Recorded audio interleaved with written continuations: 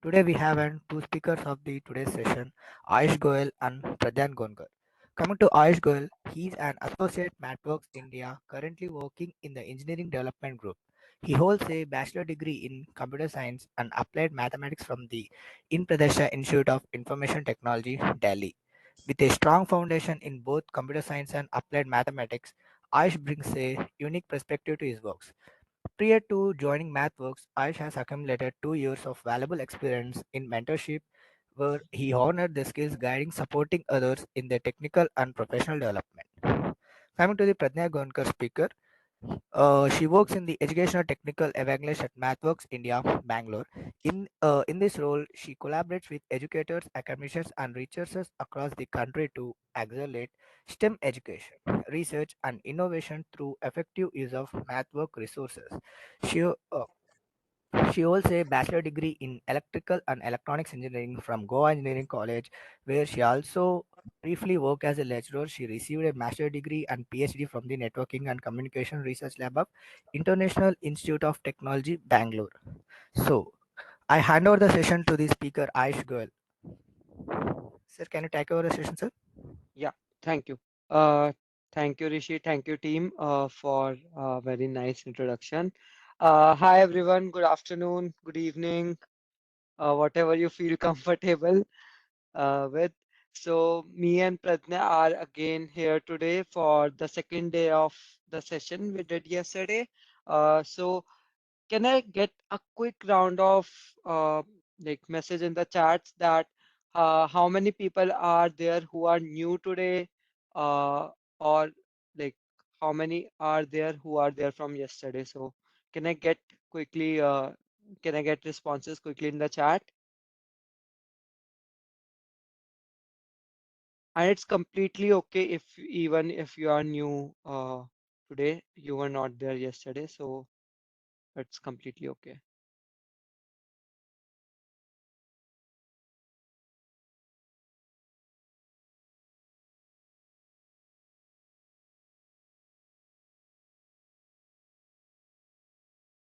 Okay, yesterday. Cool. Okay, so from the responses I'm getting, like uh, equal amount of people uh, are there from yesterday and equal are like new, fairly new today, right? So cool, completely okay with this thing also. So what I'm going to do is I'm going to give a quick overview of what we did yesterday, and what we are going to do is I'm just going to iterate a few things from yesterday. So you are very well free to use chats. Just put your question in chats. Pradnya is there to answer to all your questions, right? And we will make sure we will pause in between. We will take your questions. Uh, we will unmute you at the end of the session. You can discuss whatever you want related to MATLAB and Simulink with us, or any other things which we cover in the session, if you have any questions at the end. Apart from that, if any point of time you feel that you are not understanding anything, or you want things to be explained again, just write it in chat. Pradnya will inform me. So these are the few things I want to start with. So cool. I'm starting with today's session now. So before starting with today's session, I want to give a quick recap of what we did yesterday, right? So what we did yesterday is we did very basic things where I told you about like what basically MathWorks is. I gave you the motivation to use MATLAB and Simulink. We covered different user stories. We covered different use cases which are there for MATLAB and Simulink, right? Then I told you about creating a MathWorks account. I hope you try to create it. Then we did some basic from MATLAB intro, right? And I told you about MATLAB and Simulink on ramp on our MATLAB Academy, and I urge you to complete MATLAB on-ramp. I hope you have completed it. If not, you can still go and complete it. It's never too late, right? Uh, the motivation behind completing these on ramps was to get a basic understanding of using MATLAB or Simulink, right? And if you are good with MATLAB and Simulink already, there are advanced courses available on MATLAB Academy. You can go ahead and complete them uh, and grab your certificates also. And at the same time, you can post these certificates. Apart from that, then we came to the main topic, which is AI MLDL. We covered introduction to AI. We covered uh, the difference between these major things like AI, ML, and DL. Uh, what is AI, what is ML, what is deep learning, right? We covered in detail. And then we tried to bifurcate ML further and we tried to learn machine learning more, right? Now, uh, the agenda for today is uh, as follows. So what we are going to do today is we are going to so yesterday we covered introduction to AI. Now today what we are going to do is we are going to do a example, hands-on example of predicting fuel economy using regression. Okay. If you are from yesterday, you know what regression is. If you are not there yesterday, if you were not there yesterday, I will cover regression quickly in the next slide. Don't worry. Then we concluded. Okay. Then what we are going to do is we are going to have human activity learning example using clustering and classification both. Then we are going to move to deep learning today. Okay. So with this, let's start today's session. Okay. So we covered what machine learning is. Can I get quick answers in the chat? What machine learning is if you are from yesterday, or even if you are not from there yesterday? Can you tell me what machine learning is?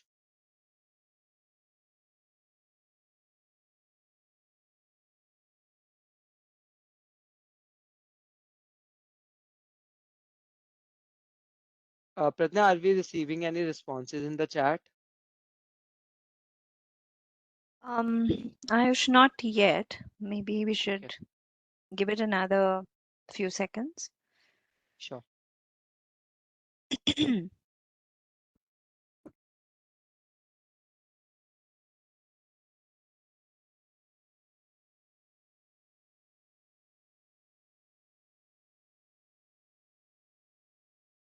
Yeah, nothing yet. I think we'll need a refresher here, maybe. You Okay, can, cool. yeah. So, what machine learning was, what this term suggests, learning of machine, right? Now, how do machine learns, right? That is one thing. Definitely, a machine needs some kind of input to learn, right? So there I gave you an example of a child, right? So suppose you want to teach a child about shapes, right? How do you teach a child about shapes, right? I want to teach like how do a child recognize a triangle, square, rectangle, rhombus, right? How do a child recognize that, right? How do you teach the child about these things? So you teach them that by showing these things, right? You tell them that, okay, this is square, this is rectangle, this is rhombus, this is maybe pentagon, hexagon, right? But then how do you teach them to differentiate between these shapes? You tell them the feature of these shapes, which is the number of sides, angles, diagonals, right? Uh, so these are the different features you tell a child about, and this is how they learn about classifying or differentiating between shapes, right? So similar to this, a machine has to be given data, right? A machine has to be told something initially, then only it will be able to learn, and this complete process is nothing but machine learning. So you go and tell your machine that okay, this is my data, these are the features of my data, go ahead and learn from this and then make predictions, right? So for example, uh, I want to classify numbers, right? I want to give numbers and I want the machine to predict which number I'm giving, handwritten numbers, right? uh, how do I do that? So simple. Initially I will have to give machine to some data to be trained on, right? And the data will be of digits, right? And you will have to tell some features of that digits. So for example, one, you will tell that, okay, it will be something like this, right? it will have three maybe sides, right? Three lines. For 9, you will tell, okay, it will have this much uh, s- uh, lines, right? So this is how you differentiate and tell machine different features of the data and using that particular features. Remember, I'm using this word again and again, features, right? Because this is the main highlight of machine learning, right? Features, using features to train your data and to let your machine learn from that data is the main thing which we do in machine learning and which is machine learning itself. Okay, so I hope you are clear with what machine learning is. Now, I'm moving ahead now. So, with this, machine learning can be classified into two major types of learning. Okay, so we can classify our data based on our data. We can classify machine learning into two types. Now, what can be the type of data? One data is where you have input output mapping. This is our assumption. Okay, I am telling you this is our assumption. Uh, Data can be of many types also, right? But to bifurcate machine into two types, machine learning into two types, we are classifying data into two types, where one data type is where we have input output mapping. What does input output mapping mean? Can anyone tell?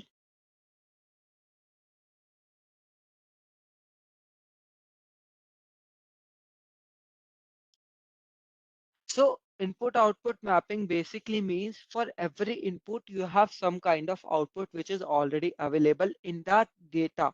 Okay, and second type of data is where there is no mapping, you just have one type of data only. Okay, so a very good example of this can be say mm, what can we say? Okay, say you have like shapes thing again. Okay, so for 3 lines, you say it's a triangle. For 4 lines, you say it's a square. For 4 lines with like opposite sides equal, you say it's a rectangle, right? For 5 sides, you say it's a pentagon. For 6 sides, you say it's a hexagon, right? So it's an input-output mapping where you are already telling machine about the input and the corresponding output. So next time when you give number of shapes, number of sides to the machine, it can easily predict a new shape, right? But in case of unsupervised learning, this is not the case, right? I'm saying you only have one type of thing. You have to predict things out of that, right? For example, I gave an example of cards, right? You have 52 cards. Now you want to predict uh, like what will be the card which you will pick, right? You want to predict the card, right? So in this case you only have the cards with you, you don't have any other information, no mapping with the cards. So I hope you are clear with this. Two types of learning, supervised and unsupervised. If not, just let us know in the chat. Okay, cool. So with this I am moving ahead. So uh, now, supervised learning can be again classified into the two types of learning. Okay, and how these are classified into two types of learning is that your data can again be of two types even in input-output mapping. One can be of continuous type of data. Okay, continuous type basically means uh, okay, continuous basically means that like for example, I can give you an example of, let's say, temperature. It's constantly changing, right? And according to temperature, your weather is also changing constantly, right? So, uh, at any given point of time, there is some weather corresponding to that particular temperature, right? So it's changing constantly, right? So this is an example of continuous data. Whereas in classification, the data can be discrete. You try to classify your data into different groups instead of at a particular point of time. So this is the difference between regression and classification. So what we are going to do is we are going to cover regression now through an example. So what the example is, so you have to basically predict fuel economy. Okay, the goal is to drive to study fuel economy, which is miles per gallon. Okay, so and we will do this without any kind of coding, hand coding. We will not do any. Okay, so what we are going to do is we are going to use MATLAB for this particular thing. So I am just stopping sharing and I will open MATLAB. I am hoping everyone is clear till now. If you are not, just let us know. Okay.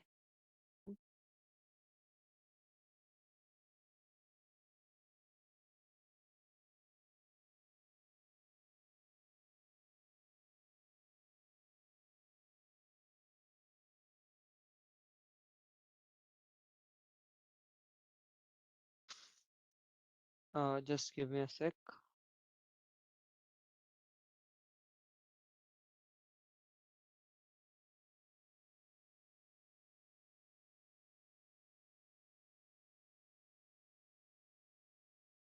I hope my screen is visible to everyone.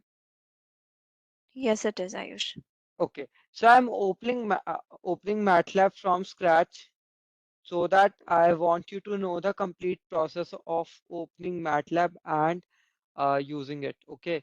Uh, so this is how when you initially open MATLAB, it's going to look like. Okay. Uh, there is workspace, there is command window, there is folder directory. Okay. Now what I will do is I will move to my folder directory where I have saved my files for this uh, workshop.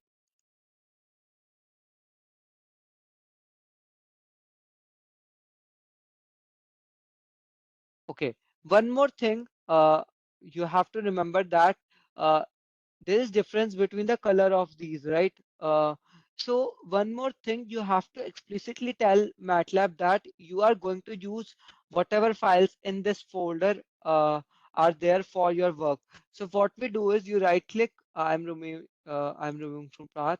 You have to basically add to path selected folders and subfolder, and in this way you are basically telling MATLAB that uh, I am going to use whatever files are there in this folder. Okay, so this is one very important step.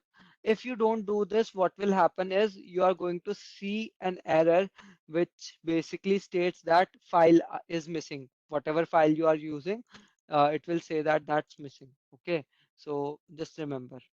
Okay, so we already have vehicle data with us in this current folder, regression folder. Okay, what we are going to do is we are going to load this data first. So for loading any data in MATLAB, what you have to do is nothing but just double click it, and you will see that in the workspace, this particular data is loaded, right?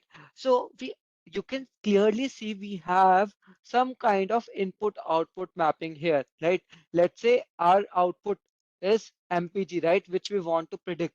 And all these things are input in our case, right? We basically want to predict MPG, but we already have all these inputs, right? So these will be features of my data in this case. Now, what I will do, as I said, I'm not going to do any coding. You will see the magic of MATLAB now. Okay, so what I will do is I will go to apps section in the top toolbar. You will go here and you will type regression learner. Okay, regression learner. When you do this, you just have to wait for a second.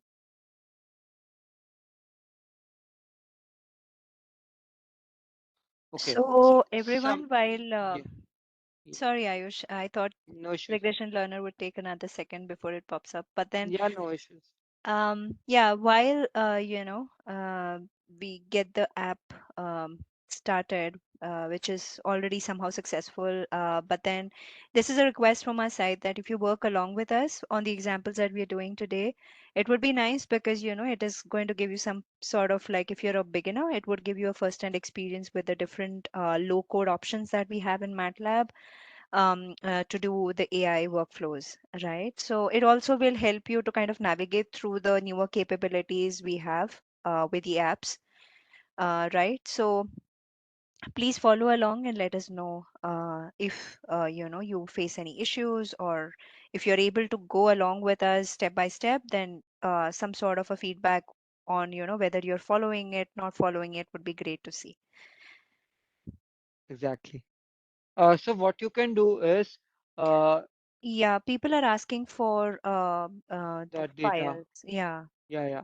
What I'm going to do is I'm checking if it's already available Is somewhere. it on your MATLAB drive, Ayush? No, no, it's not on my MATLAB drive. But I think this example is there, so we don't have to worry. So what you can do is, let me check if it's working in my side, because just give me a sec.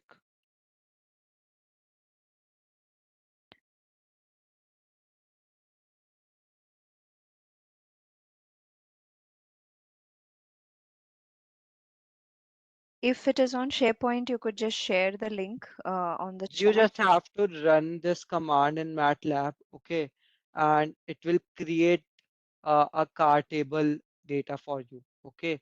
So you don't have to do anything. Uh, so you can see it created the data for me. So let me share the command with you guys in the chat. Okay.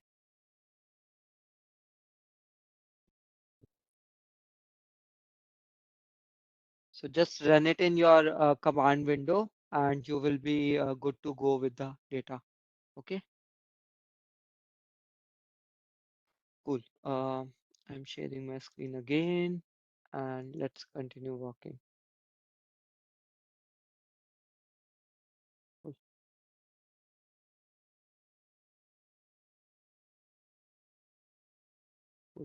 cool. Now uh, I'm moving ahead with regression learner. So this is how regression learner is going to look like when you open it. Pradnya, is it visible, regression learner? Yes, yes, it is. Cool. So what you have to do is, since I'm going to work on new data, so I'm going to start a new session, which is this plus sign, right? Just click on it, and something like this will pop up. Now MATLAB is very intelligent, okay, and it already checks your workspace when it opens a new session, and it automatically saw that there is some data set which is lying over there in workspace. Okay, so it automatically loaded that data here. Okay, otherwise if it doesn't load or you want to change this data set, you can do that by clicking here and selecting any other thing. Now uh, you have to choose your response variable. What response variable basically means? The thing which you want to predict, right? So what I want to predict on, this response in this case is mpg, right? Miles per gallon. So in general, MATLAB generally chooses the last column for this response variable. You can change if in case you want to change. MATLAB generally chooses last column, which was MPG in our case. Uh, and that's why MPG was already there. But if you want to change, you can change. Now you have to choose predictors. Okay, what does predictors mean? So remember I told you about input output mapping, right? So input in this case will be predictors, right? That you are telling this mapping of input output. So output will be mpg, input will be these all predictors. So what you are basically telling MATLAB that please consider that all these eight predictors are there on basis of which I want to predict mpg. Okay, this is what this particular thing means. If you want to remove anything, you can freely do that. Now there's something called as validation. Okay, uh, what does validation basically do? So when you have a complete data set, what we generally try to do is we try to split our data set into three things. We try to do training, we try to do testing, and we try to do validation on the same data set. So the purpose of validation is basically to avoid, you can say, overfitting, or yeah, in most cases overfitting, and in some cases underfitting also. So uh, validation is kind of testing, but side by side when you are training. Instead of like just after training you test, instead of that, what you are doing is alongside when you are training, you are testing also, so that you are removing the case of overfitting, right? Uh, you can always read more about validation by going to our documentation. Now, if you want to set aside some test data, you are free to do that. Just click on set aside test data, and you can select the percentage. What's the general percentage? Anyone knows we do with like testing, training, and validation? Anyone knows? Can I get answer in chats? What's the general percentage of training, testing, and validation? There is 70/30 as one of the answers. Okay. There is Any also more an I answer? don't know. Okay. Yeah, that also is a quite helpful answer because not many of us who have worked, not so much in AI know about the split of train, test, and validation data sets. So yeah, Hmm. this is a great feedback. Thank you. Thank you. Yeah. So there is a 70/70/15/15 Okay. split as well. Okay. Nice. Any other answers? No, I So, think you can y- just tell them a little bit about it and go yeah. ahead. So what we generally try to do is 70/30 is also correct, 80/20 is also correct if someone thinks 80/20 is the answer. So although there is no fixed rule, but it's kind of a convention we try to follow, that we try to set aside like 70% of data for training and 30% for testing. Now, what you can do in this 70%, you can set aside like 5 or 10% for validation also. Okay. Or if you are taking 80, so similar thing you can do there. So this is what you can do. In this case, I am just setting aside 10% because it's a small data set.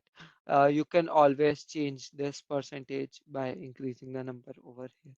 Okay, so this is how we do thing. Now I don't have to do anything. I will just wait and click on start session. Okay, so I hope you guys are following. So you see that what it did is we get a response plot over here. Okay, so you see it basically tried to map our data, right? What I can do is I can change the, let's say, model year, right? And I can change the style. So I can see that model year was 70. So how many cars have these MPG over here? So it basically tries to give out information for my data. Now, what I want to do is I want to train my data, right?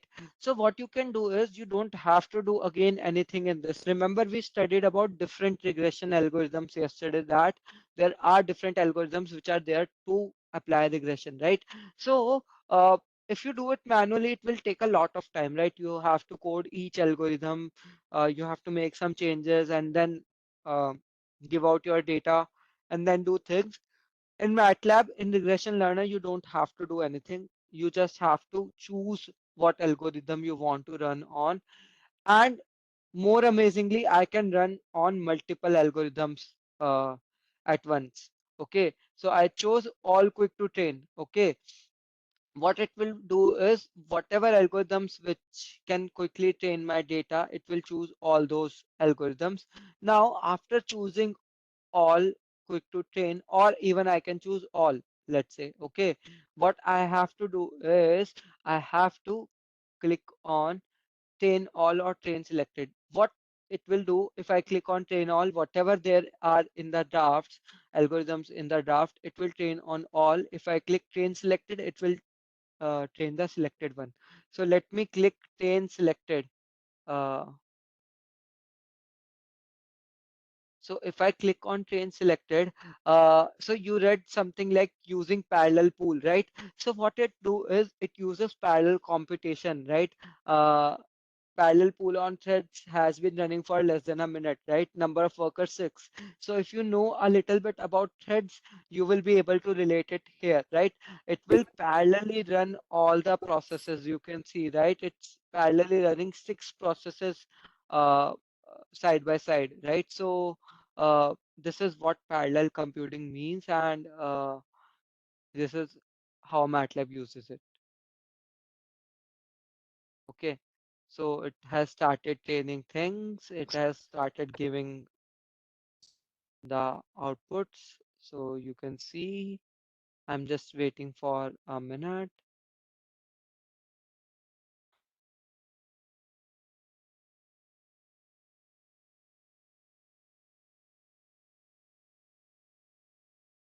Cool. So it has trained almost all of the like plots. Okay. So let's say I want to check things for here, right? So there is something called as, yeah, response plot. Okay.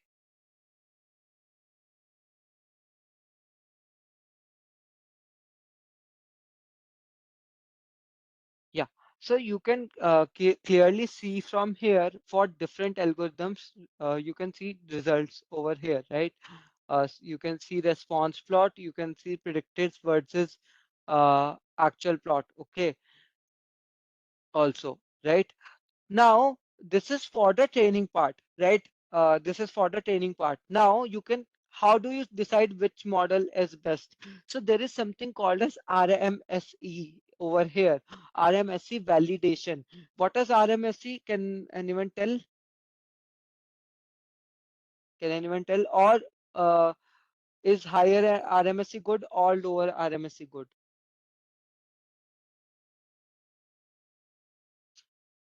So, okay, cool. I am covering this since, okay, root means, okay, good, good, yeah.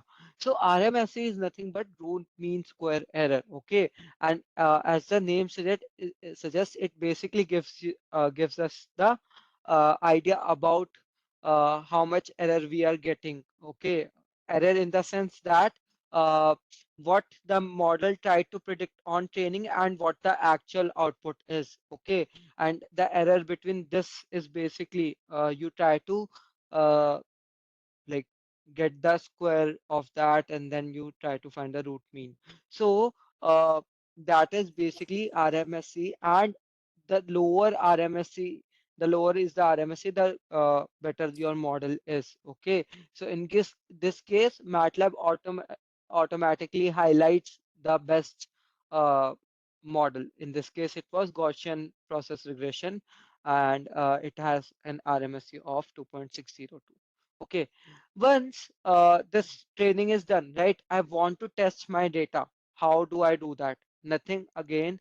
Uh, what you have to do is you have to just click on test uh, all or test selected. Then again, it's your choice whether you want to test all or you want to test selected. I am clicking on test all.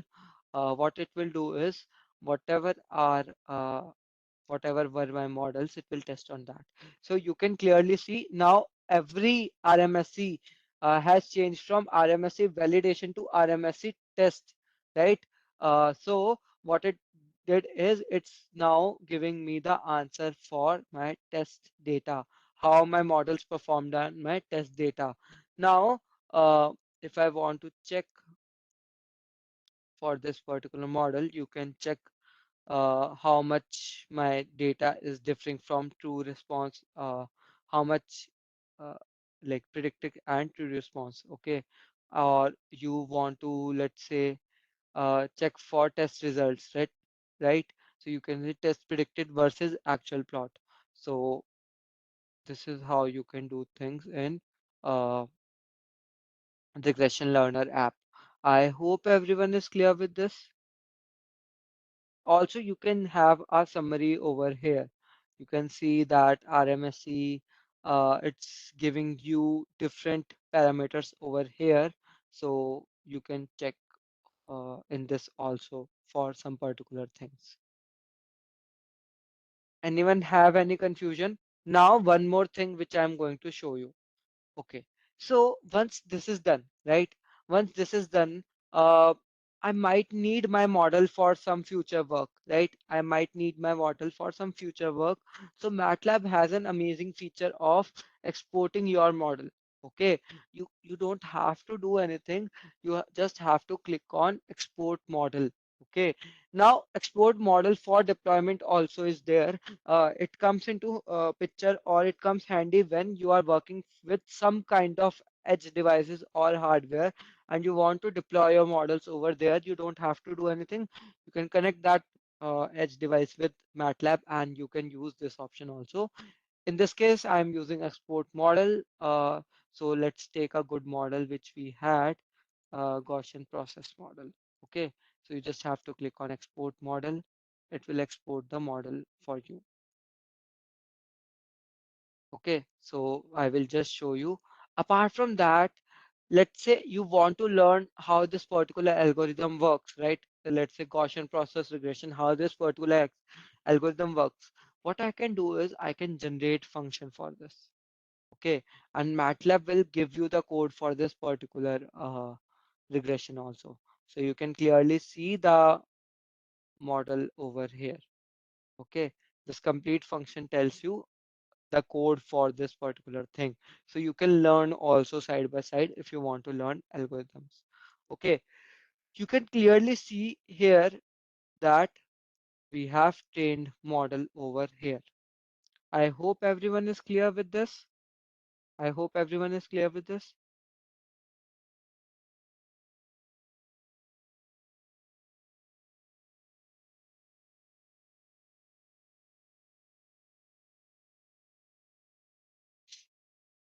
Okay. Anyone have any questions till now?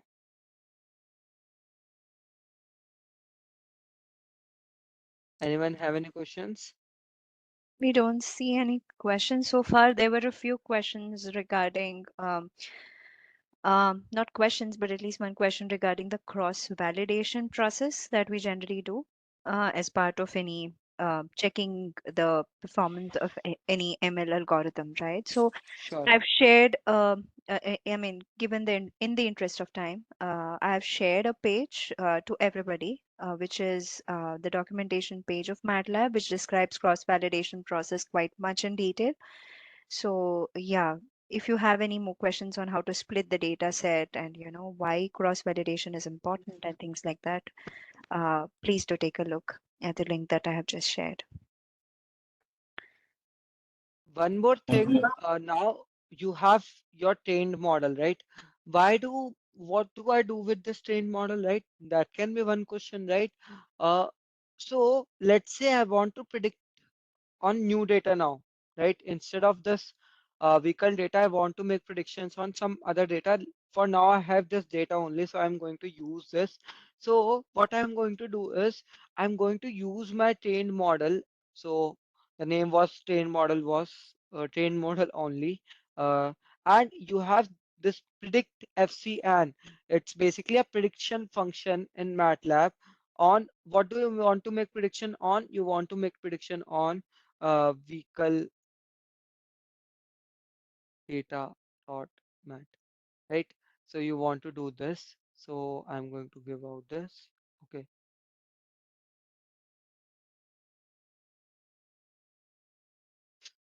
Just give me a sec. I think head for testing you need. So I don't have testing data for now. So what you can simply do is you just have to give the testing data over here. In this case, it's car data, not vehicle data dot mat.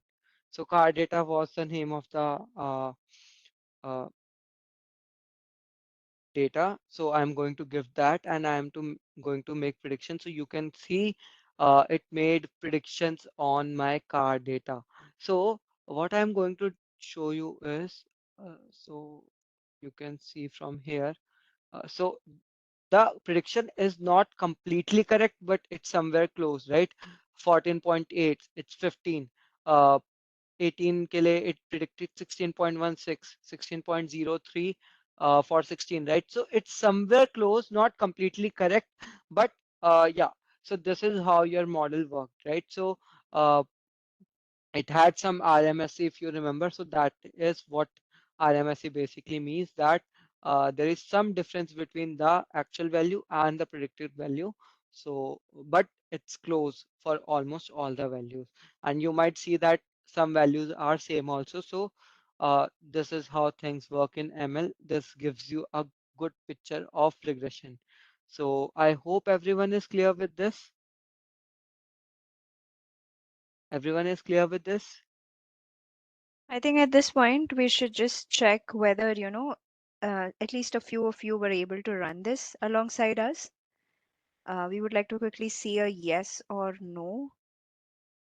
If you were able to run the example on your end, please type a yes in the chat.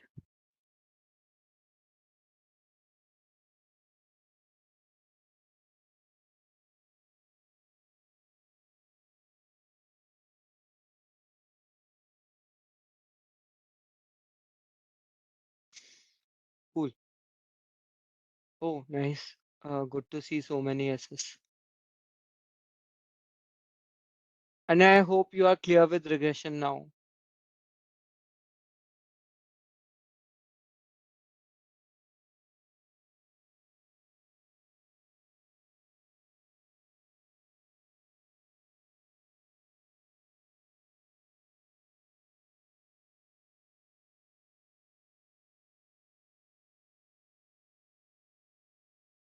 Sure, I think we have a good number of responses, Cool. and thank you for trying this example out. So feel free to please explore Regression Learner as an app from your end whenever you find time, because we have a lot of models over there which can directly be used, without writing much code, as you saw, to, deal with complex ML algorithms, right? So, and this is something that MATLAB offers you as a capability, and with all the visuals right in front of you, right? So we can, as you saw, train about 25 to 26 models simultaneously if your computer can handle it at that point in time. And visually you can see the performance in terms of the graphs, or for that matter, the confusion matrix and things like that.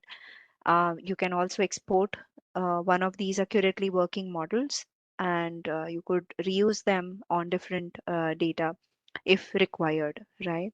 So this is a very nice feature of MATLAB that literally kind of helps you out in making your work efficient in terms of designing and deploying the algorithm. Yeah, I think Ayush, we can move on from I here. am moving. Yeah, Yeah, sure. Thanks. cool. So next thing we are going to cover is okay, let's move on to the slides again. So we just covered predicting fuel economy, and I hope everyone is clear with it now, right? So we have a very famous quote over here, which basically says that essentially all models are wrong, but some are useful, right? So uh, the main takeaway I would say from this particular thing is that how easy it is to build a regression model, right? But building a model is just a beginning, right? Um so actually, you can't actually predict a like gas mileage like this, right? It requires very strong domain expertise, but it was an example to give you an idea of what regression looks like, and I hope everyone is good with it. And you saw that you don't actually have to write code from scratch for anything, right? Even you don't have to write a single line of code. You just have to make some few clicks and you are good to go with regression. So I hope you are cool with regression now. So moving ahead, uh, so we covered AI, we covered regression now. We will move to human activity classification using classification and clustering. Okay, so clustering and classification are kind of same things. Okay, the difference between classification and clustering is that one uses labels, where classification basically uses labels, whereas clustering don't use labels. Okay, you in both the cases you try to group your data into classes, but in clustering it tries to learn from the data itself, whereas in classification you try to group things. Okay, you try to label, provide label and then do things. Okay, and we are going to do classification and clustering from the same example, which is human activity learning using phone, what we are going to do is we already have our data in MATLAB again, which is collected from a human smartphone. So you have your smartphone, right? This phone, and you might know this that it has lot of sensors with it, right? It has lot of different sensors to it. Uh, a- Accelerometer, gyroscopic sensor, other sensors also, right? And they basically detect your movement. They detect whether you are moving, whether you are sleeping, whatever you are doing, they try to detect it, right? So we have collected that data using smartphone into MATLAB. Now, what we are going to do is using that particular data, we are trying to predict what the person is trying to do. Okay, and we have classified the activities into these categories. You will learn more. So the approach we are following that we are going to load the data. We are going to extract the features. We are going to compare various models, and you can optimize your model using hyperparameter tuning. Okay. Uh, we have total subjects 30. We have trained data for 25, and we have kept aside 5% of the data for testing. So I am moving to the uh, hands-on part again. So let me stop presenting. So similar to that, I move to workshop examples. I move to clustering and classification. So first we are going to run clustering example. Okay. And this is a very interactive thing which you are going to see in MATLAB. This is something, so a file with .mlx is basically called as a uh, live script file. Okay, and the live script, live editor, whatever you want to call it in MATLAB. So this complete thing is called as a live script in MATLAB. The beauty of this thing is it can act like a doc for you. You can add images, you can type things, you can make notes, whatever you want to do, and side by side you can break things into section. You can code, run things, right? You can see the output side by side. So this is the beauty of our live script. Okay, so for this part of clustering, we are going to use live script side by side, right? So this is an example of activity clustering. What we are going to do is we have data of human activity from the sensors, as I said, and you have to basically cluster your data into similar activities. Okay, and the labels are not there. How you do that, right? Um right, you don't know what we are going to do. So we are going to start with uh, clearing the workspace. This is housekeeping section, where what we are doing is uh, we are going to load the files. Okay, so for running this particular section, what I can do, either I can click on this blue line, or either I can click on run section. So for now I'm clicking on this blue line. So if I'm in the current directory, it will tell me continue. If I am not, it would have told me navigate to the proper directory. So after this section is properly run, right, I will move to the next section. So next section is basically getting your data, right? Uh, on which you want to work in, right? So for that part, I will move to home. There is something called as import data, and what you have to do is you have to click on import data. Once import data is open, you will click on additional file folder where your data is basically, and you will try to get your data. Okay, in this case, this is my training data. Once this is done, something like this will pop up, import wizard. Okay, uh, import wizard will pop up. What you will do is you will see what you want to import, right? Uh, so in this case, I want to import all the data. Uh, these are seven variables which I want to import. So I will click on finish, and it will import the data for me. Okay.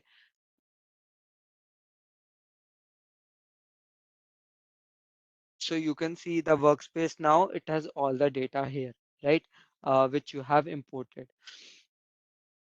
So just try to see the data once to understand data also, right? Because you need to understand that if you are working with data, right? So uh, for gyroscopic, you see you have 128 columns, right? For every data, you have like these many rows and 128 columns, like 7,352 rows and 128 columns, right? So we have like large amount of individual data points, right?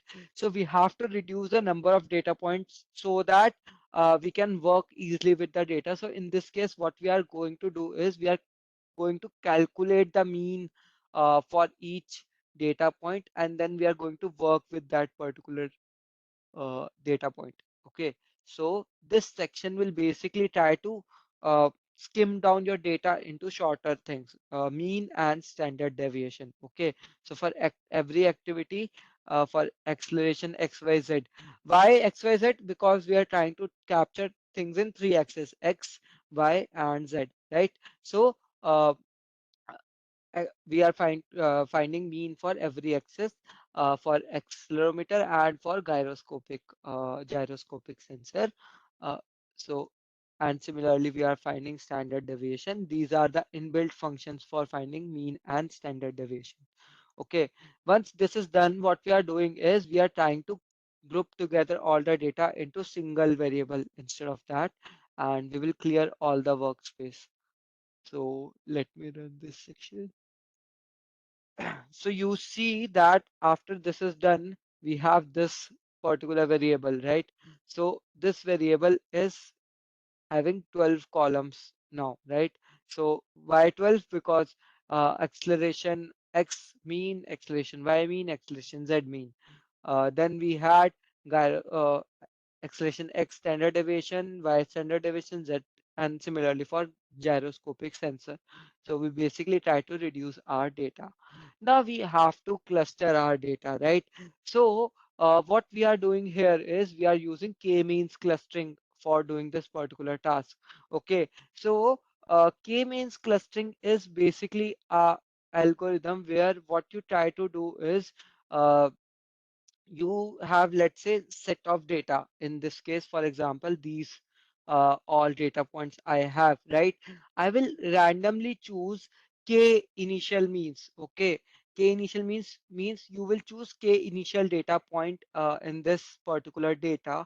Okay, and these are random, right? Now what you are going to do is you are going to find distance of every point with the mean, the chosen means, and whatever is the nearest mean, you will uh, put that point into that data. So for example, this point I will find with red, it's nearest to red.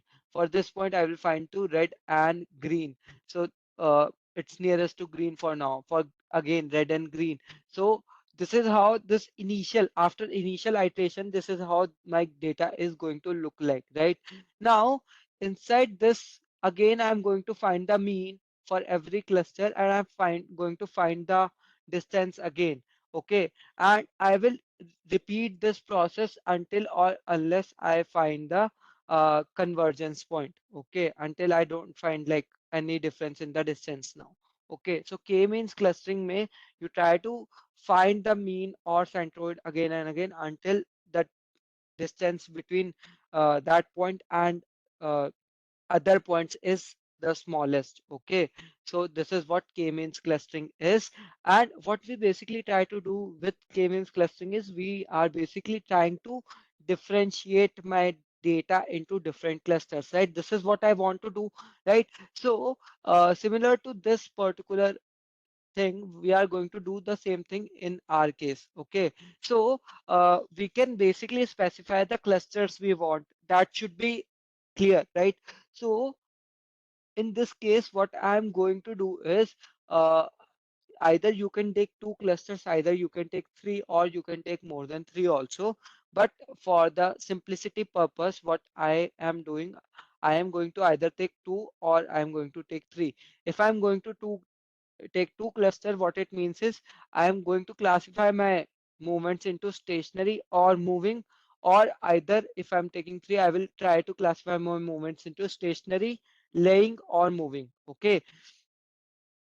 Now what you have to do is, again, amazing thing with this live editor is that I don't have to do anything. I will go to the apps, and there is, okay, either sorry, you have to go to live editor instead of apps, and what you are going to do is you have to add a task over here. Okay, so I am going to add this cluster data task. Okay, you see here, or you can even search cluster. Okay, so you see that cluster data task is here, right? So you have to choose, it will be added like this in your live script. Once it's added, what you have to do is, so it automatically chose using k-means algorithm. Okay, uh, you have to select the input data. In my case, it's activity data chain. You have to select the method, which is manual, and number of clusters you have to give. I am doing two for now.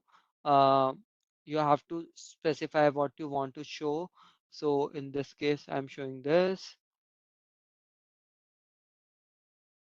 So now what you have to do is, once it's done, you have to just click on run section. Okay, once you click on run section, you will see that it has run and it has produced the output here. Okay, so it has classified my data into two clusters. Okay, if I do it three, let's say, it will automatically run into it will automatically run, and it will give data into three clusters now. Okay, so you can clearly see that you don't have to write any code. Now, if you want to see the code also, you just have to click this particular button, and you will be able to see how the clustering is being done. Okay, so this is beauty of MATLAB again, that you don't have to do things. Once this is done, right, you want to evaluate your model, right, whether it has given the correct result or not, right? So what I'm going to do is I'm going to evaluate my model, right? So you can see it has basically clustered my activities into correct thing, right? So if you run this evaluation, you see that sitting, standing are considered, like most of the data points are in one section here, right? For laying, most of the data points are here. Some are in sitting also, but most of them are in laying, right? And this number is very small compared to 1370, right? And for walking, you see like three categories: walking upstairs, downstairs, and walking. So most of them are under walking, right? So it tried to classify or cluster my data into through three groups, which was what, still, laying, or walking, right? So walking may it took three things, laying may it took this laying part, and in sitting and standing came in the still part, right? So this is the beauty of clustering.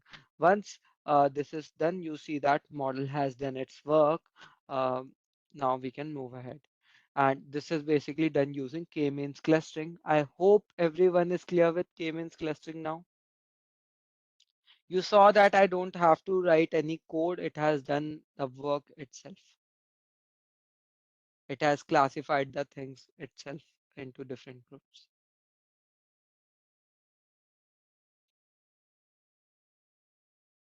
Is everyone clear with clustering? Anyone have any doubts? Okay, So Ayush, we have two questions. sure, One of them is how to determine the error. sure. And the Yeah. other question is The other one is, do we have to run this multiple times? Um, multiple.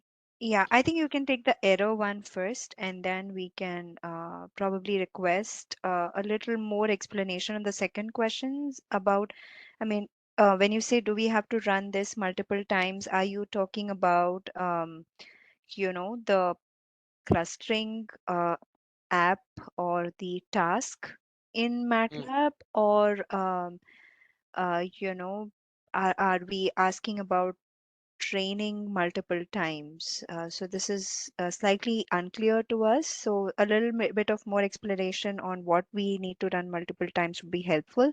Until then, I think Ayush, you can go ahead and comment on the error Sure. part. Yeah. So yeah, so you saw that this is what I explained just now. For the error part, you can clearly see that laying should not be in the this first cluster, right? So in this case, this is some kind of error which is there, right?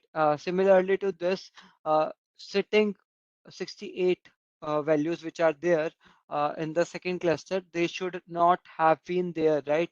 So again, this is some error, right? Similar to this, in cluster 3, you see that only one value which is kind of there in sitting. It shouldn't have been there, right? If it would have been an perfect model, so it's the error which our model is making.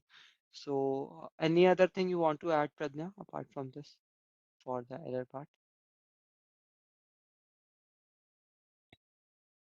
Not really, Ayush, but then, yeah, one thing I would like to specifically mention is that each of these algorithms that we use for clustering, right, definitely has an error associated with it. So, if you go to that app, Ayush, Sure. the task of k-means clustering itself, yeah, the clustering, right? So if you see over here, what you can do is, as you see that there is that green dot on top, right? That means that you have actually opted for auto run. Every time you're going to update the parameters of this model or the algorithm, you're going to basically allow, running of the algorithm automatically. That's one thing I wanted to tell. Secondly, if you see that one of the options in this task of clustering data is to select the number of clusters, right? There are two options available there. One thing is the selection method. One is manual. That's what we have done right now, right? There is also something called as optimal, right? Mm, When you choose the manual one, to start off with, you can best do like two clusters or three clusters and things like that, because you might have a hunch around the data, right? But if your data set is really large and you do not know where to kind of draw a line between how many would be the best clusters, there is also a way to give, like, the optimal selection method over here, wherein you could choose between a range and MATLAB will do the background work for you. Also, there is an evaluation criterion that is attached to it. So if you read a little bit more about clustering, you'll see that there are a lot of algorithms that help you to better cluster, so depending on the evaluation criteria itself, right? So you could do that as well to get a better estimate and reduce the error, right? Also, if you want to kind of go ahead and figure out how to do the error corrections when it comes to specifically looking at any of this algorithm, then you could basically do a confusion matrix, and you could write a small kind of code to kind of get the confusion matrix. I will just share a link to get the confusion matrix right out with one command in the chat. And I'm sure that this is something that is possible with most of the clustering algorithms, if that helps. Yeah, so that's from my side, if that answers any of these questions. Yeah, we have one more question. Um, Okay, I want to know if there is any parameter like RMSE in clustering. Okay, that's a good question. To reduce error, do we have to run clustering a few times? So yeah, as I said, basically clustering happens pretty quickly, because um, it would just, in k-means clustering, it would just find out the best average or the mean value and try to find the lowest distance. But depending on which algorithm you're choosing, you could try to reduce the error and run the section multiple times with the task of clustering data. And you could try out if you have confusions, like in the evaluation part of the model, I showed you that some of the categories were misclassified, sorry, misclustered. So if you want to kind of have a very, very clear cluster, then you could try your evaluation criteria, work around with it a little bit, and tune the hyperparameters so as to make specific clusters work well for you. Um, if that answers your question. Yeah, about the RMSE and error calculation, I will just share a link with you that would help you to look at this error calculation bit. Yeah, exactly. I have shared one more link in the chat related to this evaluating your clusters or not. Uh, so in case of clustering, what we basically try to do is definitely we can't, I think, like directly say or commit anything, but definitely these methods which just Pradnya told you about, that you can basically try to get the optimal number of clusters that is going to decide how good your model is, right? And there are different algorithms for that. So you can just use different algorithms and then evaluate based on that. So this is one thing which you can do. So as for the parameter is concerned, number of clusters is what matters in case of clustering. So I hope we answered your question with this. Cool. So I'm moving to the next part, which is classification. Uh, so what we did just now is we clustered the data, right? We didn't have any input-output mapping.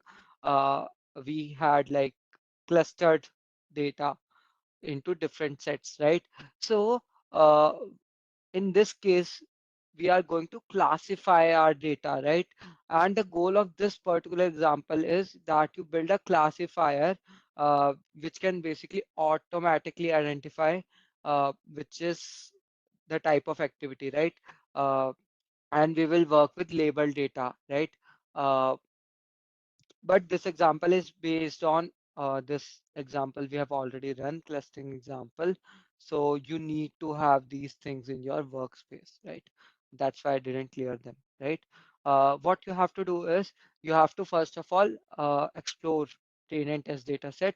So I'm running this section and we are going to see that we already have train activity in our workspace. So what does the summary? So summary function basically gives you the, uh, as the name suggests, summary of your data, right? For what different columns are there, how many data points are there in each category, right? So we can see this is our data, right? Now, what I'm going to do is we are going to pass the test data through our model and we are going to evaluate it after the training, right? And it has to be of the same format as our trained data, right? Test data, and it's valid for all machine learning algorithm, not just classification, that your test data has to be of same format as your trained data. It can't be in different format, right? So this is one thing which has to be there, okay? So and it is true also, right? Like logically if you think, right, if I'm training my data on like car data, like suppose uh, uh, I'm training my algorithm on car data, I will not give it some cycle data or a person's data to like predict MPG, right? It has to be of same format, same type, right? Uh, it's given, right? So uh, what we are going to do is, if you remember, we had like test data there. What I'm going to do is I'm going to convert the test data into the same format as my train data, which was basically mean and standard deviation format. Once this is done, I am going to use classification learner app. What I can do is you can go to the app and follow the same process as regression learner. Uh, so you can see classification learner is there, or you can simply type classification learner here and it will open the classification learner for you. Okay, so I'm going to run this section and it will open classification learner for me. Okay, so it's almost similar or same to what we did in regression learner. I'm going to start new session. It is going to ask me what I want to choose as my training. So definitely activity data train as my dataset variable. I have to choose the response. So you have to choose from workspace in this case. So in this case, train activity, right, will be my response variable. What you want to predict on, that will be your predictor. So in this case, 12 columns are there. Again, cross validation. I don't want to set aside my data for tests because I already have test data. Okay, in this case. So I'm not setting aside any data for testing. Okay, you can increase this validation to 10 also. It will be a good practice. Okay, if we follow the steps, I think we are done with all the steps. Once you have done this, similar to that regression learner, in classification learner, you see that your data has been broken down into categories, right? So you see laying blue, light blue, dark blue is walking, walking upstairs is orange, sitting is purple, standing is green. So your data has been broken down into different set. Now, uh, exactly similar to regression learner, I will have to choose the models I want to train my data on, and I'm clicking on train selected. Once you click that, you just wait for your data to be trained on. Okay.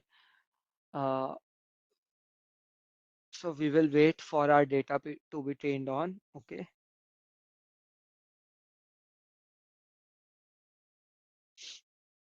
So you see, now we have accuracy in terms of validation instead of RMSE, right? Uh, so validation is somewhat similar to RMSE, but like opposite. The more the validation is, the better the model is. In this case, you can see KNN gives us the uh, highest accuracy. Okay. Now, how do I read this particular thing? You will hear a lot about confusion metrics, right? How do I read this, right? So there is something called as true positive and false negatives. Okay, and true class or predicted class. This is something there in confusion metrics, right? So true class basically tells you what the data point is in true class, right? So for example, uh, uh, some particular value is specifying to walking in true class. So that is what true class particularly means. And predicted class basically tells you that what your model has predicted. Okay. So for example, these 98, what does it mean? This 98 number, that in true class, these 98 data points were for walking upstairs, but your model has predicted them as walking. Okay. Similar to this, for walking downstairs, your predicted class has predicted them as walking downstairs, but in true class, they were sitting for one data point, right? So this is how you read the confusion matrix. I hope you are clear with it. KNN is basically K nearest neighbor. Okay, so once this is done, now I want to test my data, and this you can do for any other also. So you can open the confusion matrix for any other algorithm also. Okay, I want to see its confusion matrix. Okay, so here is the confusion matrix. So we are concerned with KNN for now, so I will just focus on it. So what I want to do is I want to import the test data now, right? Because we didn't set aside any test data, so I will have to import the test data. How do I do that? You click on this from workspace, you will have to import, right? Once this is done, you will select what data you want to import. So it was this. Now I want to, the response from workspace is automatically chosen. You don't have to do anything. MATLAB is very smart. It will automatically choose predictors. It has done everything. You just have to import the data. Okay. Once this is imported, once the data is imported, I want to test, right? Either you can test all, either you can test selected. So let's click on test all. Okay, and you will have to wait. Right? You see, every accuracy is now changed from validation to testing, and you see how much the accuracy has dropped for every uh, model, right? So we can clearly see that it has changed. Okay, so for test, uh, no, like KNN is after testing, KNN is not the, we can say KNN is not the best model now. It is KNN, medium KNN, right? 82.7 percentage. And again, for test data, you can see the confusion matrix, that what was your true class and what your model has predicted. Okay, so this is what you can do with uh, classification learner.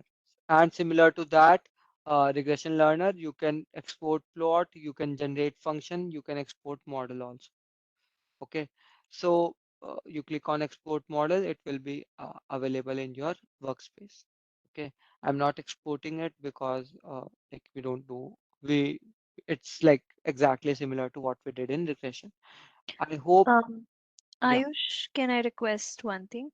yeah, sure. So under the plot and interpretation tab, right, Yeah, where we are able to see just two, yeah. So we were able to see scatter and we were able to see the confusion matrix as two ways to see your results. But there is also the receiver operating characteristic curve that you could, you know, look at as one of the measures.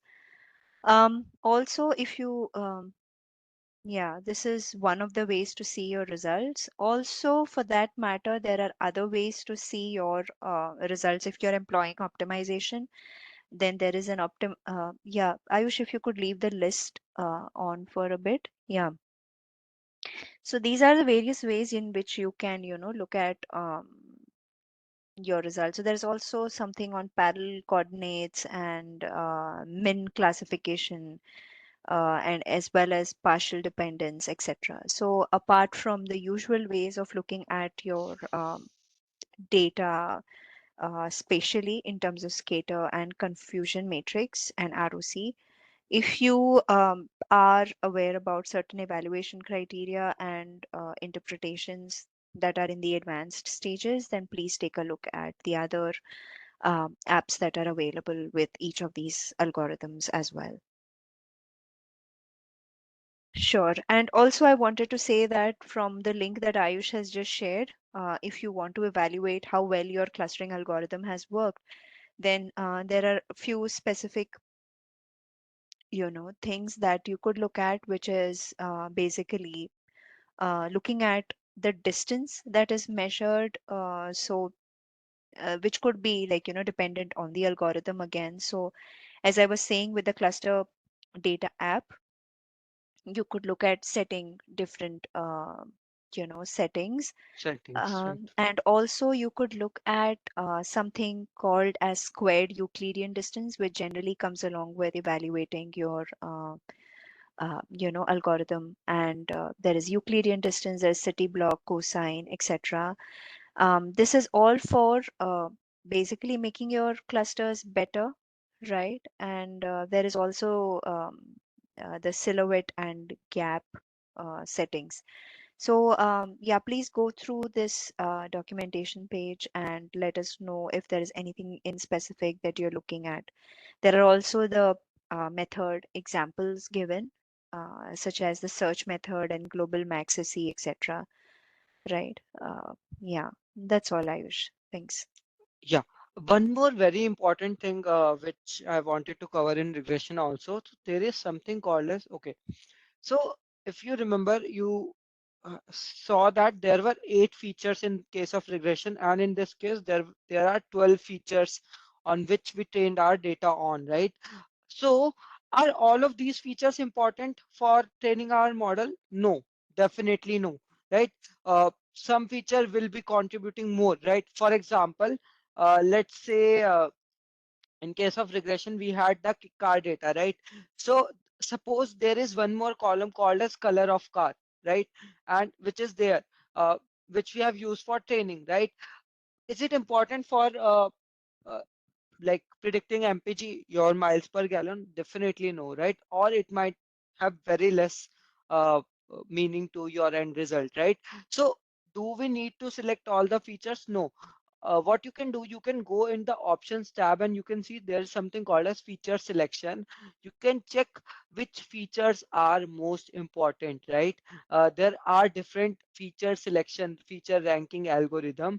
Using that, you can check which features are the most important features, and you can choose to keep less features also. Okay, and it will basically, if you choose less features, it will automatically take 10, suppose 10 highest features. If I do it less, 9 uh, major features, you can save and apply. It will automatically do the things for you. Okay, okay.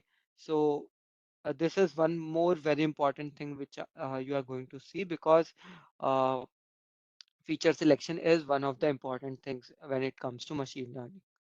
So I hope you guys are clear with this now. With this, we are over with classification and clustering. Uh, what is the next steps in this case? So what you can do is, we have not completely solved the problem, right? So what you can learn about is there is something called as hyperparameter tuning, right? So you in each case you have to set the parameters right. I was just explaining that only, right? Or you want to optimize your hyperparameters, right? So you can do that using MATLAB again, right? Now you could have applied DL to this also. We are not covering that because for the same example, we are not covering because it's slightly advanced. Okay, what I would like to say is you go back and you try it out on your own. If you try classification and clustering MATLAB, you are going to see tons of examples which are already there on the internet. Uh, you can go ahead and try those examples. So with this, I hope everyone is clear with this. So let me move ahead. Uh, Okay, so anyone have any questions? We can take a 5-minute break and then we can start. Okay,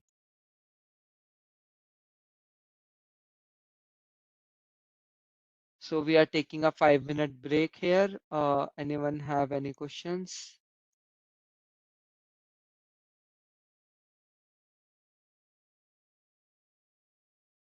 Are you guys getting what we are covering, or you feel the session is way too advanced, or like you are not understanding things?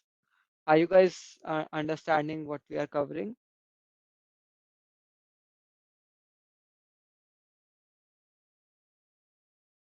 Cool.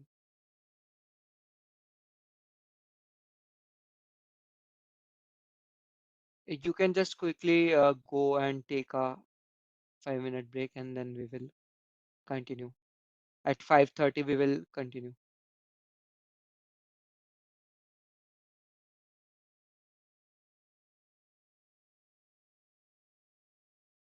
So someone asked, can we save all the summary between training and test result in a mat file? Uh, do you mean that summary which was visible for every model, Niralida? Okay. I think you can do that. I will have to find the specific commands for saving that particular summary. There should be an option, if I'm not wrong. Let me check out.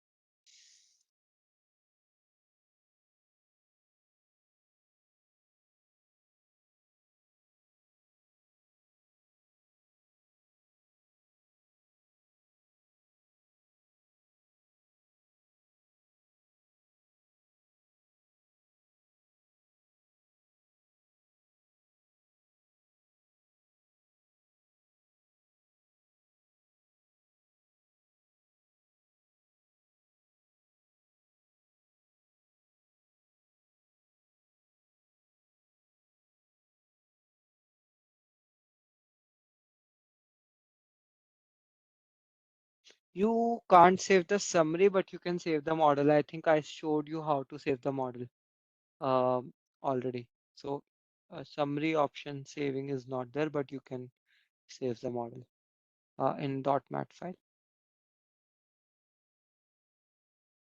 You can save the plots, you can save the model, but saving that exact summary for, and it's basically a text, right? So saving it in .mat file will not make that much sense anyways. So yeah.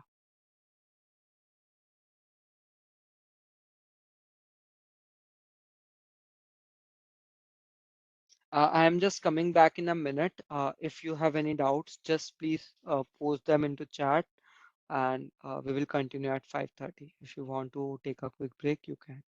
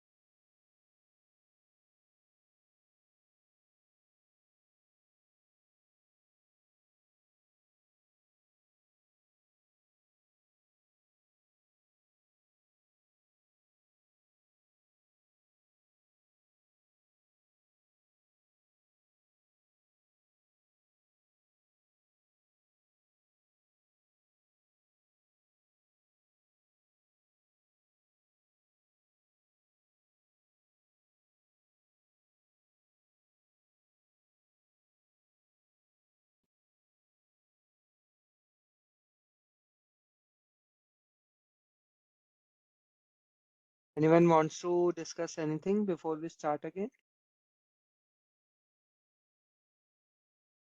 So we will start with deep learning now.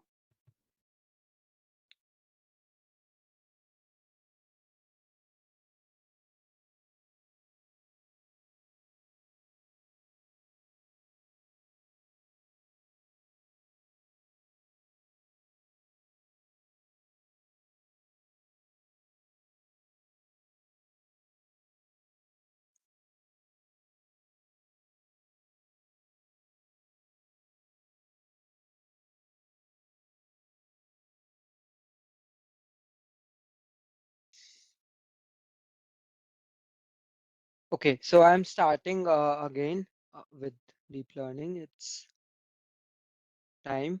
Uh,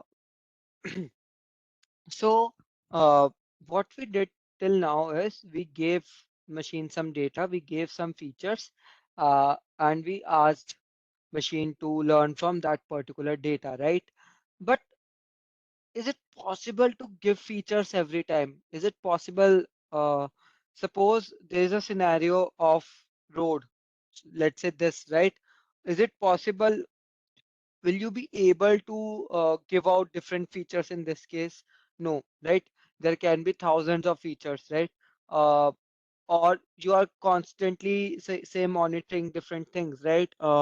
Using a webcam, can you specify all the features for that particular thing? Definitely no again, right? So in that case machine learning becomes uh like little bit of a problem there, right? Like as I said, uh you can't like give thousands of features, right, manually. So you need some kind of technique so that machine can learn from its own. Machine can learn the features from its own. But then again, you will need a lot of data for that, right? Simply with some data, machine will not be able to make some predictions, right? So what deep learning does is it has neural networks which has lots of layers.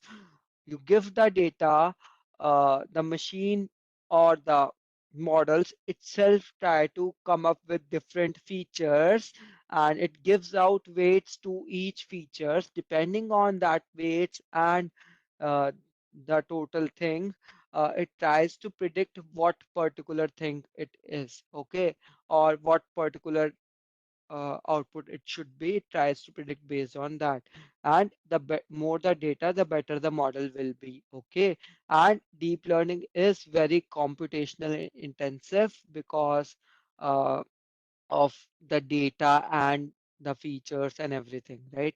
And because of the neural networks, definitely, because it has lots of layers.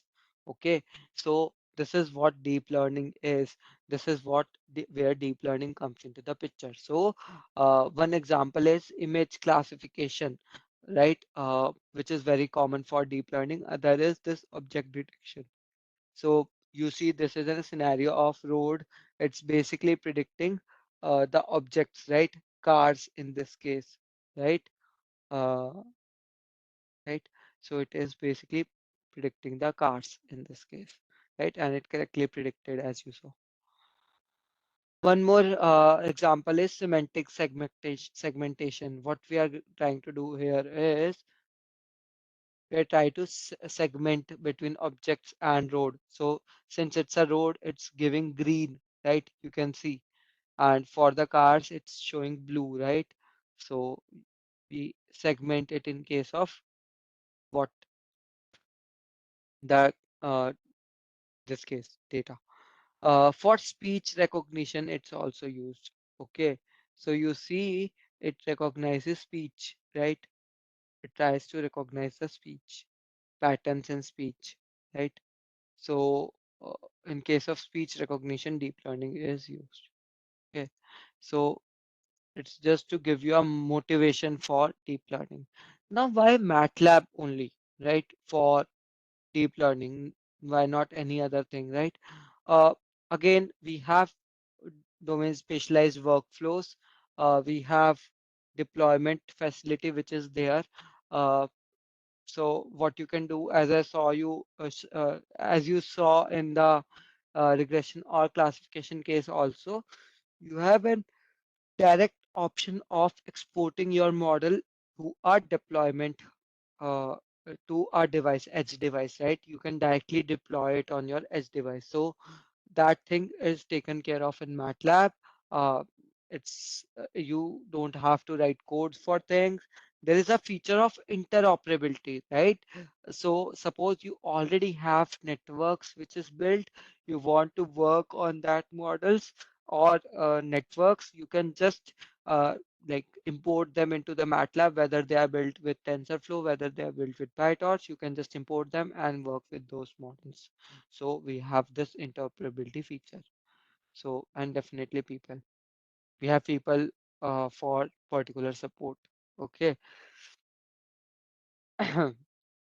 So as I said, deep learning is nothing but type of machine learning where model learns to perform tasks uh, directly from the data. It can be an image data, it can be a text data, it can be signal data, it can be any other data also, but it basically tries to do or learn things from its own. Okay, and it deep learning is implemented using neural network architecture, where you have an input layer and an output layer at the edges, but in the between you have lots of hidden layers. Okay, and in this lots of hidden layers, uh, you have your basically network of different things. You have convolution layer, you have ReLU layer, you have softmax layer, right? These different kinds of layers are there. I'm not going to going into the detail of each layer, but there are these layers which help you basically classify things. Okay, so we are going to run a very basic example to uh, understand machine deep learning. So again, we have a live script for this already. So there is a very famous neural network which is called as LXNet. Okay, and it's already like a very big net neural network which is built, right? It has already been trained. We are just going to play around with this particular neural network to learn a basic about deep learning. So what I'm going to do is I'm going to run this session. Okay. So what this section is doing is it's loading your LXNet, and what it's doing is loading a peacock picture. Okay, and I'm sure basically shows the picture. Okay, so this is a peacock picture, right? What I am going to try to do is with this particular example is I'm going to give this picture to this neural network, and I will ask the neural network to classify this picture for me. Okay, because the neural network doesn't know what picture I'm going to give, right? So we have loaded the net, right? LXNet. Um, Let me clear the workspace once again. Yeah, the workspace is cleared. We will load the LXNet. Yeah. So the net is loaded, right? Now, what I wanted to show you here is you can see that there are 25 layers which are there in this neural network. First layer is image input layer, and last layer is classification output layer. But in between, you see that there are a lot of layers, right? From 2 to 24. There is convolution layer, there is ReLU layer, there is normalization layer, there is max pooling, then ReLU layer. So if you see, this is basically repeating, right? This is kind of a repetition, right? If you see, so it is basically to uh, like give out the best result possible. Okay, and so once your network is loaded, neural network is loaded, what you have to do is you have to resize the image. Okay, uh, resize the image in which size the neural network is going to take. That restriction is there, uh, whatever platform you are going to work in. Then you will basically use the classify function. You will give the neural network and you will give the image, and you will ask what this is. I'm going to run this section. You see that prediction the variable prediction is containing peacock in the answer. Okay. Uh, Instead of peacock, you can take any other picture. Let's say, uh, don't remember the name. Let me check some other picture name and we will take that. Just give me a sec. Uh, let's say, just give me a sec. I'm going to check for other available images in MATLAB. We will load that.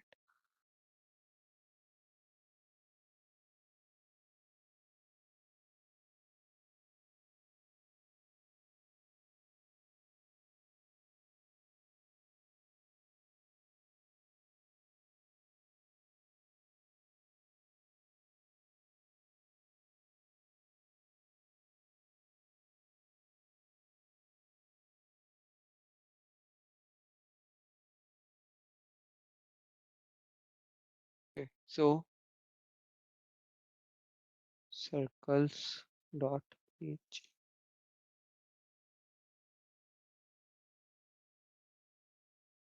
Okay.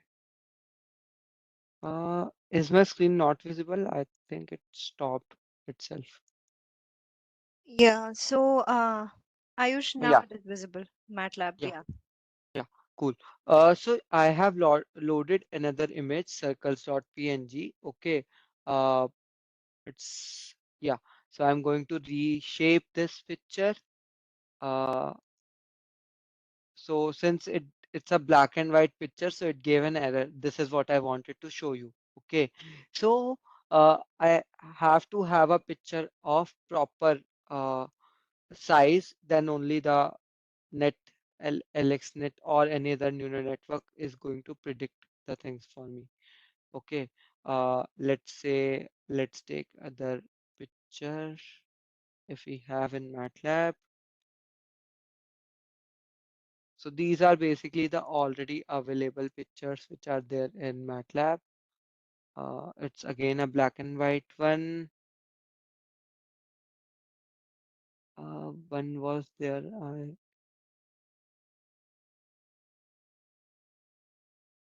So these are almost all of them are mostly I think black and white, so it's not going to work for this particular thing. So yeah, so this is how our neural networks work. Okay, uh, I hope you are clear with this. Let's work with one more example. I found it. Lighthouse. So these all are already available pictures in MATLAB. I don't have these in my directory saved. Uh, okay, so this is a lighthouse. Okay, and we are going to resize this picture. Okay, so you see it's predicting this as a beacon. Okay, uh, because it thinks the neural network thinks it's a beacon. Okay, so uh, it's not necessary that always it always predicts the best possible thing out there. So I hope you are clear with this particular example. So I will move ahead with the presentation once this is done. So we ran the example. You can see this video also. It's similar to what we did. Instead of having a script, you can also do it in command window, or you can use something called as Deep Network Designer, which is already available there in MATLAB, right?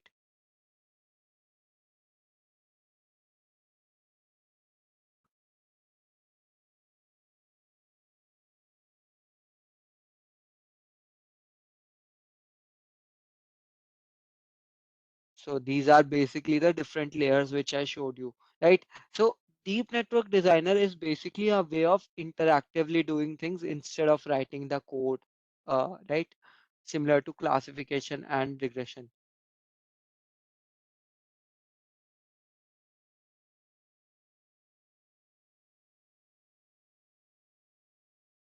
So I hope everyone is clear with this.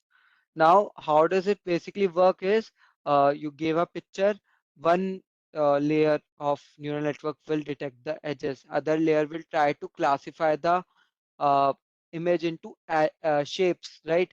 Then other layer is going to classify it into the objects, and finally you get your output. In case this is a flower, so it will give out a flower. So this is how your neural networks particularly work. Okay, for images, for signals it can do something some other thing, but the fundamental thing is same, that it tries to break down into smaller processes, edges, shapes, objects in case of images.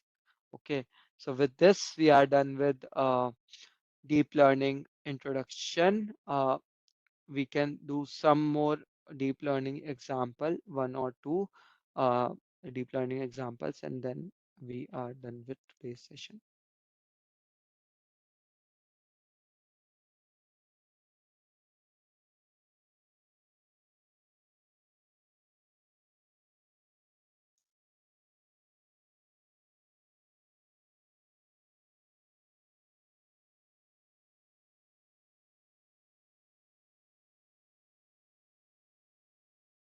So we have a data set of digits. Okay, uh, so this data set is basically handwritten digits. We want to predict for a particular digit what it is. Okay, and we already have a neural network which is there. Okay, which we are going to use here. So we are loading the image data set, but then you see we are converting it into image data store. Okay, so image data store is basically kind of a table kind of a thing, you can say. uh, what it basically do is, instead of having like individual variable, you have everything at one place. Okay, and it basically gives out, if you remember the concept of pointers, so instead of storing like 1,000 variable names, it store the addresses instead of uh, storing the individual names. So This makes the task easy for computation purposes. Okay, so you are going to work with data stores a lot if you are working with deep learning or any other machine learning algorithms, right? So we converted our data set into our data store. Once this is done, I am just going to show you the data which is there, which is already loaded. Uh, so you can see it randomly selected some images from my data, and it's showing you what my data looks like of images. Once it's done, what I'm going to do is I'm loading a pre-trained network, neural network, which is net digit in this case, and I'm classifying using that particular data.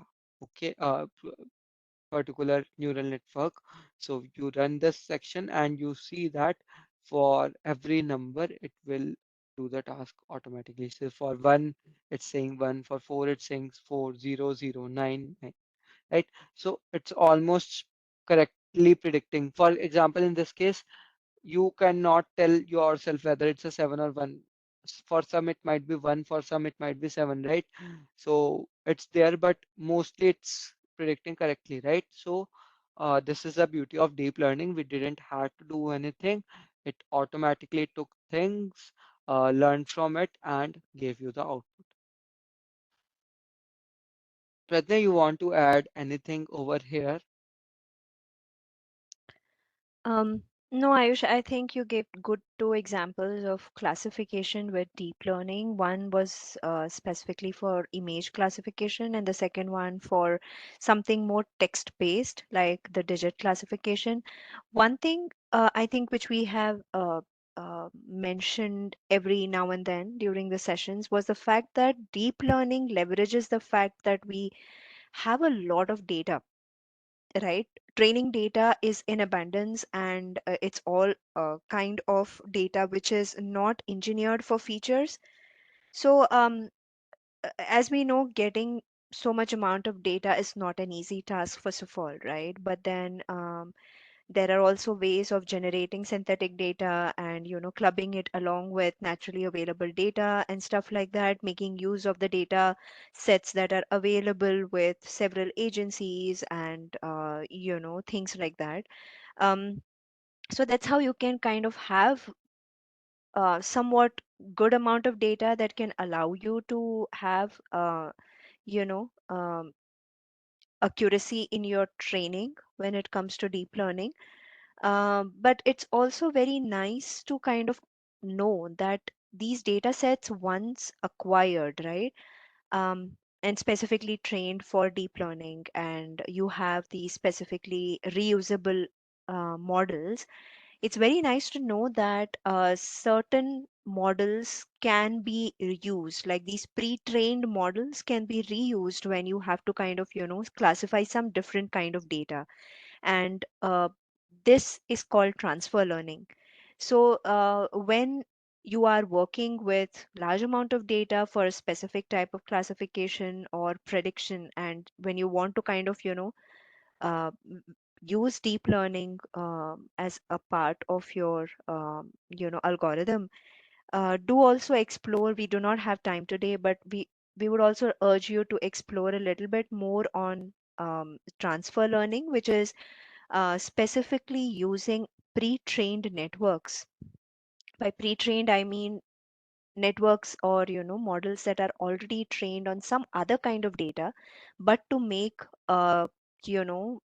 predictions about data that is fresh and unrelated.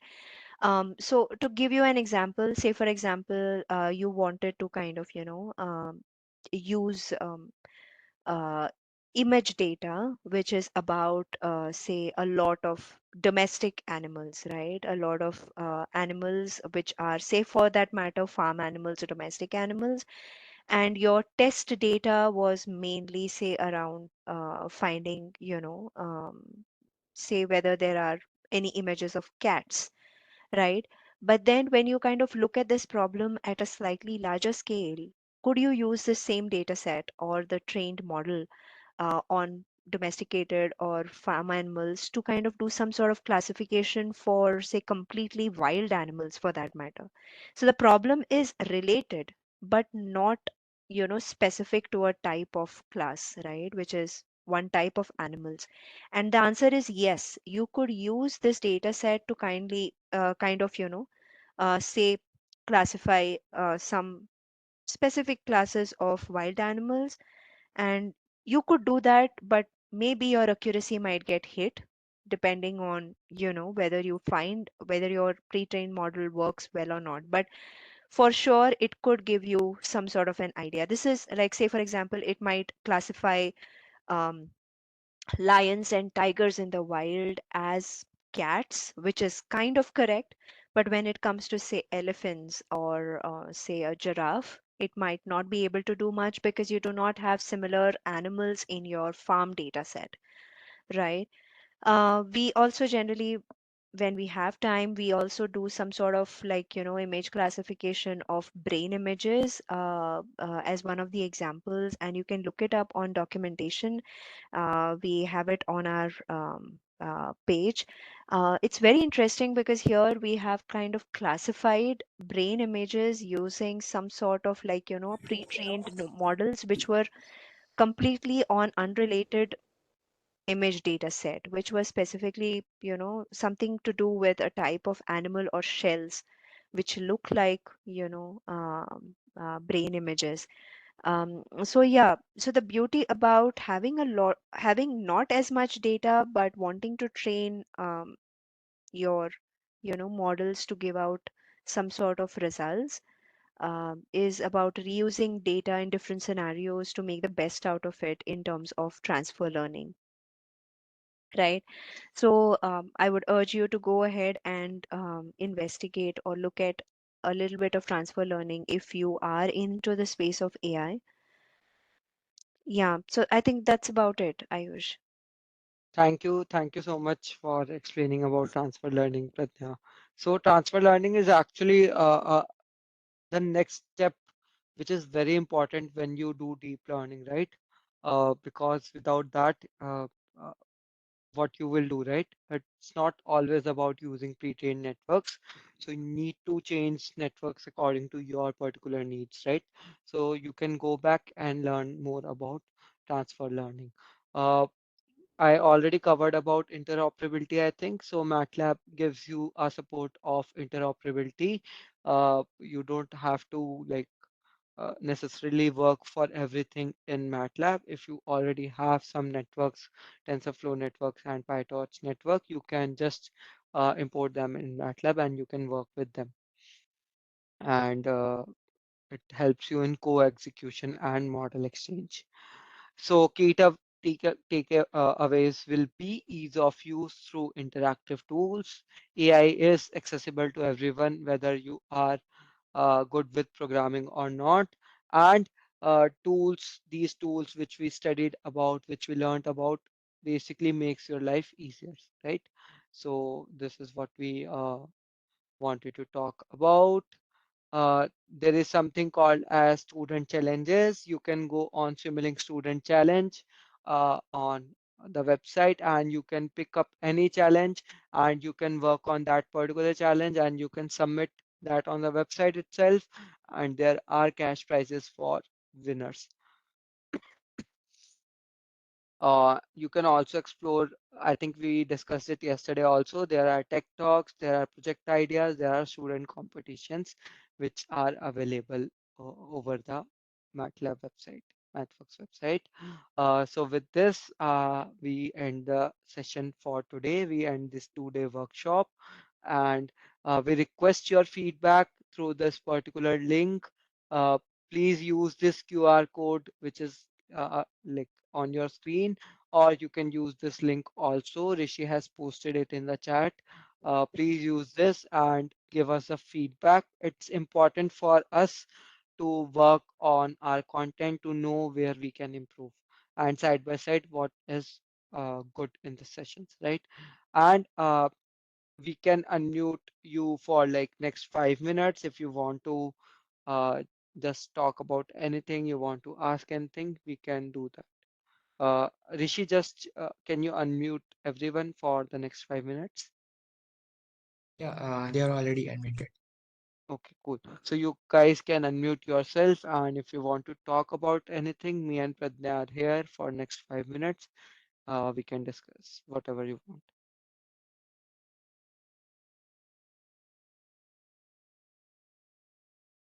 This is Nabil from Pakistan. It was such a nice experience learning this workshop because I am working on classification of brain signals. So this is very helpful for me because I was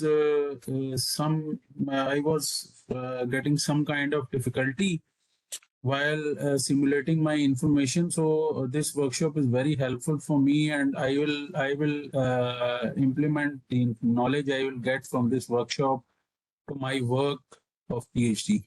Thank you. This is very nice to hear, Nabil, and we hope we helped you in some way. And you are working in that domain. We already have some examples for brain age classification, so you can also look at them.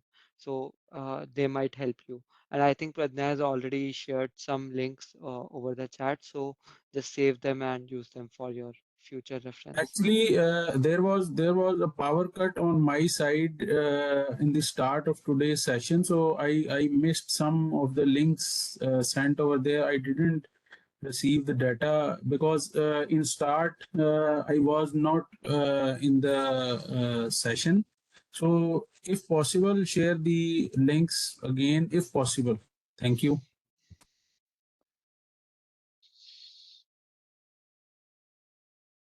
I think in the starting there were not any relevant links as such, Nabil. Only in the end, I think Pradnya shared the links, so you can save those links which is shared in the end.